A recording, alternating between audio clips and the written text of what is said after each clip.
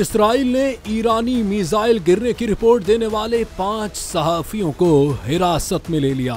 Israel ने Newton airbase और intelligence अड्डे पर ईरानी मिसाइल गिरने की रिपोर्ट देने वाले अमरीकी सहाफी समेत 5 सहाफियों को हिरासत में ले लिया। 5 में से एक सहाफी, जिनका नाम जेरेमी लोफर्डो बताया जा रहा है, उन पर दौरान जंग दुश्मन की मदद करने का इल्जाम आयद किया गया है।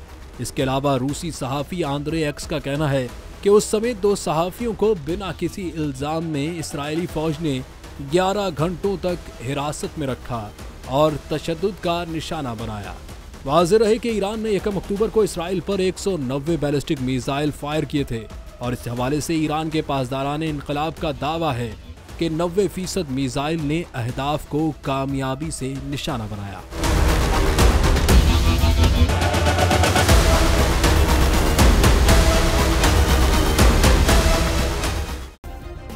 सब्सक्राइब करें और बेल दबाएं ताकि कोई खबर रह न जाए।